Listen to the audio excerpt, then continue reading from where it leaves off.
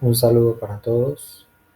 Soy el licenciado Andrés Celi y junto con mi compañera Rubislena Cano les hablaremos sobre el proceso histórico y evolución de la educación sostenible. En este video haremos un recorrido por los principales hitos que han marcado la educación de calidad y la sostenibilidad.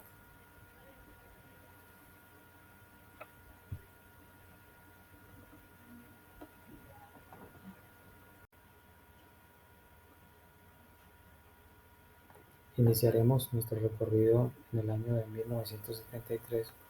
con la publicación titulada Lo pequeño es bello por el profesor Friedrich Schumacher, quien es uno de los pioneros en el concepto de sostenibilidad. En esta publicación, el profesor Schumacher hace una crítica al modelo de desarrollo occidental, advierte sobre los recursos no renovables y hace un llamado a la acción. En este sentido, el autor quiere decir o quiere expresar que los modelos desarrollistas o el consumo ilimitado o descomunal de los recursos no renovables ponen en riesgo la sostenibilidad, ya que estos recursos son finitos y en algún momento se van a acabar. Hace un llamado a los gobiernos para que replanteen sus políticas y pongan límites planetarios. Más adelante, en 1987,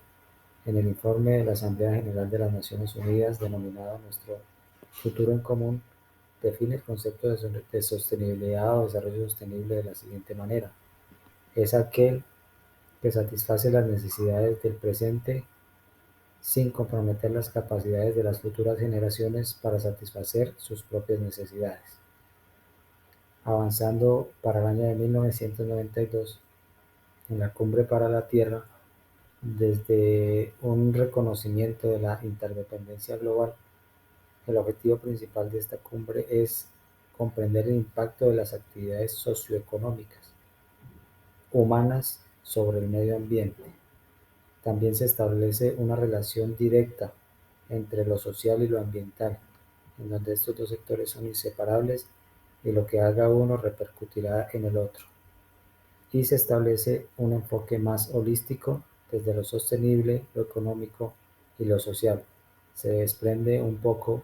de la mirada meramente ecológica. Siguiendo en el año 2002,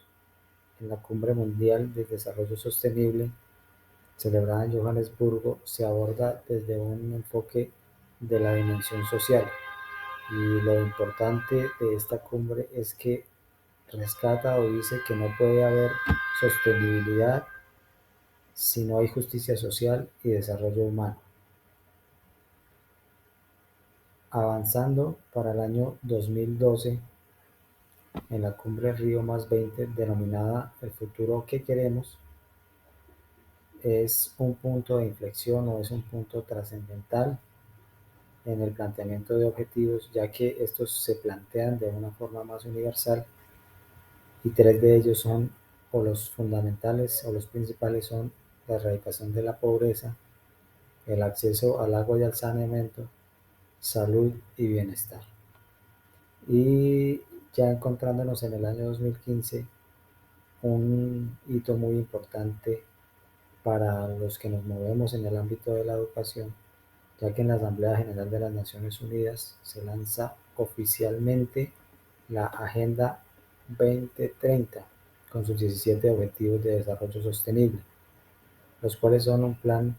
mundial o una hoja de ruta para que los gobiernos los sigan y combatan la pobreza y apunten a la prosperidad global. En este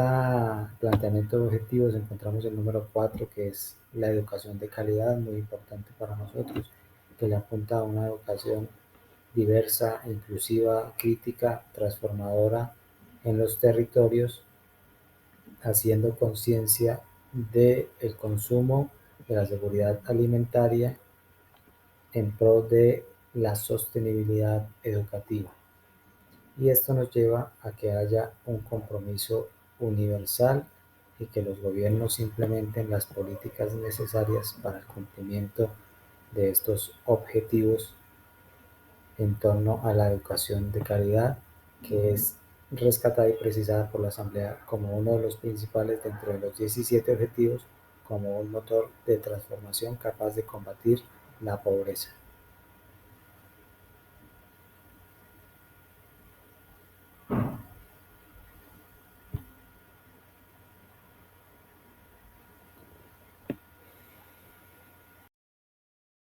Hola, soy Ruiz Cano, estudiante de maestría en educación, compañera del licenciado Andrés. Para continuar el hilo de lo que estábamos hablando, entonces uno de los grandes objetivos del desarrollo sostenible, pues es el número 4, que es la educación de calidad. Para hablar de educación de calidad, pues simplemente hay que hablar de cuatro hitos importantes. Que sea con la educación de calidad, pues que sea equitativa, inclusiva, que sea de calidad y que su aprendizaje sea permanente. Vale aclarar que pues para que esto se dé, pues tiene que tenerse en cuenta esto, pues la inclusión viéndola más allá de solamente problemas de aprendizaje, sino teniendo en cuenta poblaciones flotantes, razones de género o discapacidad, que todos podamos acceder a ella. Equitativa, pues que sea para todos con igualdad de oportunidades, de calidad, pues que se brinde de buena manera y pues que su aprendizaje sea permanente. ¿Qué quiere decir esto? Que sea a lo largo del tiempo y que no se quede estancada. Bueno, continuando, tenemos que sí hemos logrado algunos avances en este objetivo. Entre esos, el hecho de que haya un registro importante de una tasa mayor de finalización de más personas en su educación primaria, secundaria y básica. Eso pues nos da un excelente resultado, nos permite seguir con el tema de que la educación va a ser el pilar para los cambios realmente sostenibles y de carácter importante en nuestra sociedad. Entonces sí hemos logrado un gran avance, esto gracias pues a que se han cumplido alguna de esas cuatro bases o pilares de la educación, sobre todo pues con la inclusión y poder ser un poco más flexible. Entonces esto ha permitido obviamente que haya un, una reducción en an- en la analfabetización que existía antes. Sin embargo, pues hay todavía mucho por hacer y pues es uno de los grandes retos que tenemos. A pesar de que tuvimos unos buenos logros del 2015 al 2021, seguimos teniendo unos desafíos globales, que son las limitaciones económicas, el abandono escolar y la brecha digital. Estas vistas como, pues, esa falta de oportunidades que hay, muchos chicos tienen o muchas chicas tienen que irse a trabajar para poder solventar las situaciones económicas de su casa. Obviamente, el abandono visto no solamente por situaciones económicas, sino familiares y netamente personales. eh, Ahí por eso se habla de inclusión y de que obviamente haya una flexibilización en los currículos y esta brecha digital que no solamente es a nivel de no tener las herramientas, sino que aún, a pesar de que estamos en un ámbito muy virtual, hay muchas personas que todavía no cuentan con ello. Entonces, apuntarle a estas mejoras. Entonces, teniendo en cuenta que podemos hacer muchas cosas, entonces es eso, empoderar a nuestros educandos y a nuestros ciudadanos sobre cómo exigir, cómo volverse personas críticas a una sociedad que pueda realmente hacer cosas concretas de cambio dados desde la educación, como ya lo habíamos dicho, pues porque es desde ahí donde lo podemos lograr. Entonces,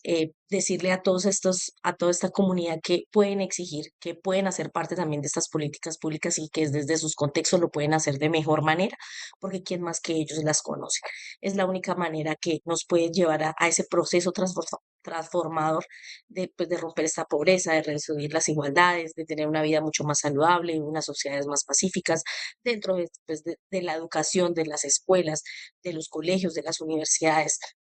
donde podemos exigir esos compromisos pues que habrá cosas que no podemos manejar desde las escuelas y esas brechas que hay, pero que sí desde desde las políticas públicas se pueden hacer. Entonces, qué mejor manera que seamos nosotros quienes estamos en el contexto y ellos quienes empoderamos para que vayan a hacer transformar esas políticas y exigir para que esto realmente se dé por una equidad en sus labores, por una equidad en su trabajo, pero esto como sea, pues gracias a una educación. Es la única, pues es una de las herramientas y creería que la única herramienta que nos permite dar esto. Bueno, y para concluir toda esta historial que hemos hecho, las grandes cosas que hemos hablado, realmente lo que necesitamos lograr para un buen vivir y para una realidad de transformación social es hacer una educación crítica, que es como el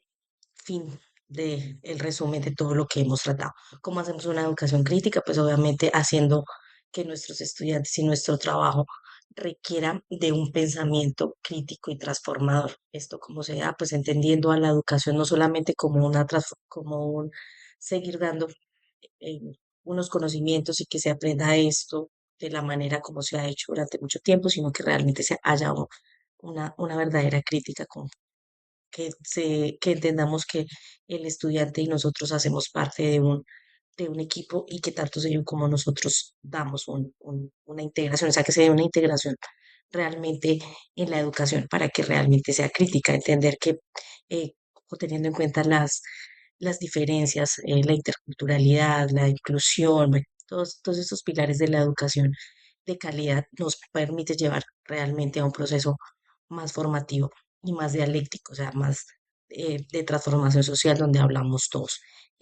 Dejar esa transmisión simplemente de conocimientos y volver al estudiante o a nuestros estudiantes más sujetos de transformación para realmente dar una transformación a esto, que sean ciudadanos activos, que entiendan que de ellos depende hacer estos cambios en las situaciones que veíamos que es muy difícil que cambiemos nosotros, pero si llegamos a educarnos, a llegar a unas políticas, a transformar, que es la mejor exigencia que podemos hacer a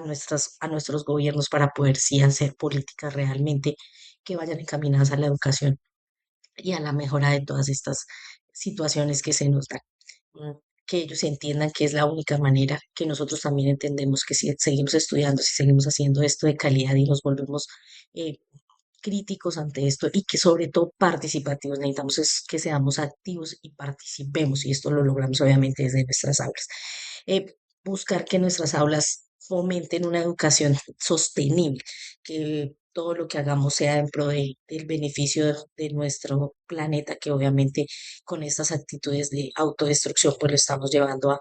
acabar. Entonces eso hace parte también de educar de una manera crítica y obviamente sostenible, que es lo que se busca con todo lo que hemos venido trabajando.